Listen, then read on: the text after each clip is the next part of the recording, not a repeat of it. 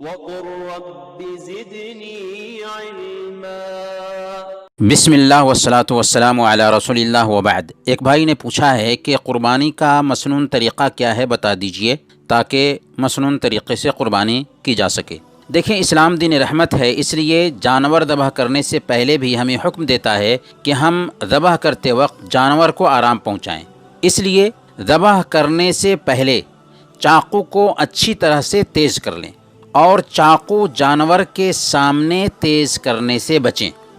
ذبح کرتے وقت جانور کو قبلہ رخ کر لیں، اسے لٹا دیں اور اس کے اوپر والے دائیں پہلو پر اپنا پاؤں رکھ لیں اور ذبح کرتے وقت یہ دعا پڑھیں۔ دعا کیا ہے؟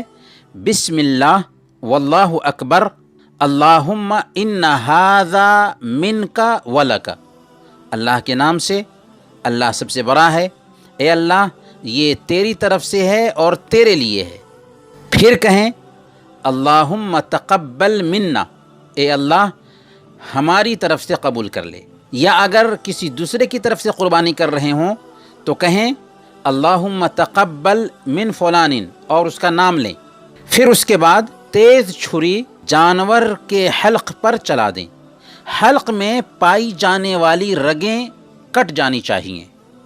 ذبح کرنے سے پہلے سورہ الانعام کی ان آیات کو پڑھنے کی تاکید کی جاتی ہے۔ انی وجہت وجہی للذی فطر السماوات والارض حنیفا وما انا من المشرکین ان صلاتی ونسکی ومحیای ومماتی للہ رب العالمین لا شریک لہ وبذلک امرت وانا اول المسلمین۔ لیکن یہ روایت سنن ابی داؤد کی ہے اور روایت متکلم فی ہے، ضعیف ہے، اس لیے ان آیات کی تلاوت کرنا کوئی ضروری نہیں ہے۔ بڑے جانور کو ذبح کرتے وقت کچھ جگہوں پر یہ رسم ہے کہ پیپر پر نام لکھتے ہیں، اسے پڑھتے ہیں اور اسے پھاڑ کر خون میں ڈال دیتے ہیں۔ پیپر پر نام لکھ لینا اور پڑھ دینا اس میں کوئی حرج نہیں ہے، لیکن اس پیپر کو پھاڑ کر کے خون میں ڈال دینا یہ اصل میں جاہلانہ تصور ہے۔ پیپر کو خون سے آلودہ کرنے کی کوئی شرعی حیثیت ہے ہی نہیں، اصل دل کی کیفیت ہے جو قربانی میں مطلوب ہے۔ اگر جانور جسے ذبح کر رہے ہیں اونٹ ہے تو سنت کا طریقہ یہ ہے کہ اسے نحر کیا جائے۔ نحر کرنے کا طریقہ کیا ہے؟ نحر کرنے کا طریقہ یہ ہے کہ سب سے پہلے اسے قبلہ رو کھڑا کر دیں، پھر اس کی اگلی بائیں ٹانگ اور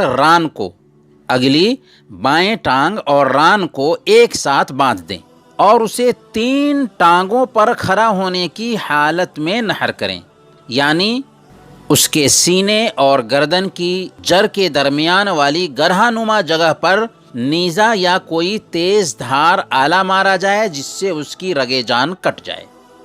بہتر ہے کہ انسان اپنے ہاتھ سے جانور ذبح کرے۔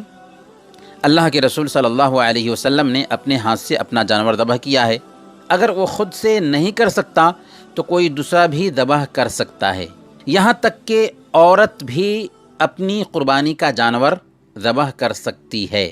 صحیح بخاری کی روایت ہے، حضرت ابو موسیٰ اشعری رضی اللہ تعالی عنہ نے اپنی صاحبزادیوں کو حکم دیا کہ وہ اپنے ہاتھ سے ذبح کریں۔ یہ رہا قربانی کا مسنون طریقہ۔ وصلی اللہ